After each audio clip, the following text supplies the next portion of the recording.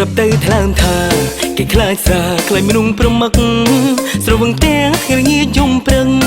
ពេលស្វាងហើយនៅផឹកបន្តក្រពាំងនឹងខ្លាមស្រីយំពុងវីនមិនហ៊ានមាត់កស្រាថ្នាំត្រូវមាត់នាងក្រស្រាថ្លៃល្អកំដរនាងមានអីលើមនុស្សអើយស្រាទឹកគេផឹកយករង្វាន់បានពៀនឃើញស្រាគេត្របាំងស្រែឃ្លានហ៊ានផឹករហូតធ្លាក់ភ្នែក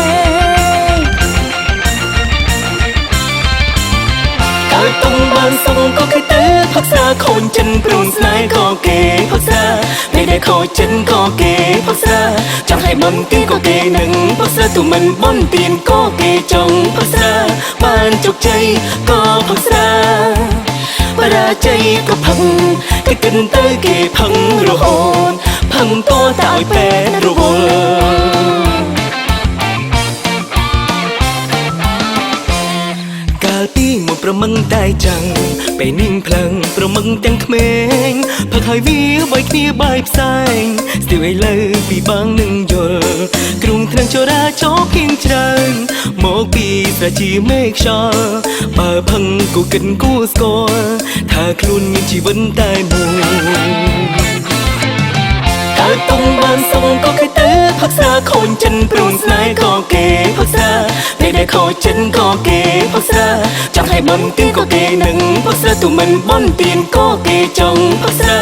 បានជោគជ័យក៏ផឹកស្រាបរាជ័យក៏ផឹកគេគិនទៅគេផឹងរហូតផឹងតតែឲ្យពេនរវល់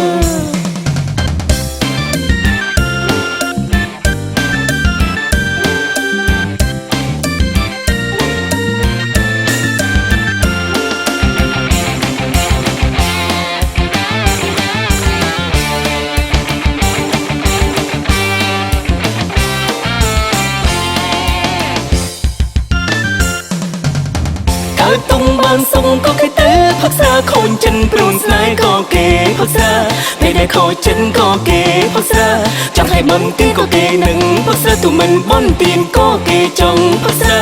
បានជោគជ័យក៏ផឹកស្រាបរាជ័យក៏ផឹកគេគិនទៅគេផឹងរហូតផឹងតតែឲ្យពេនរវល់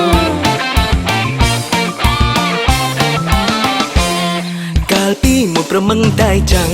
ពេលនាងផ្លឹងប្រមឹងទាំងក្មេងផឹកឲ្យវាបីគ្នាបាយផ្សែងស្ទាវឥឡូវពីបាំងនឹងយល់គ្រុងថ្នាំចរាចរគៀងច្រើនមកពីស្រជាមេខ្យល់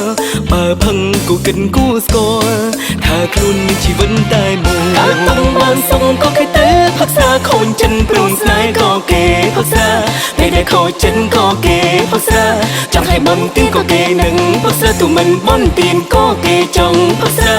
បានជោគជ័យក៏ផឹកស្រា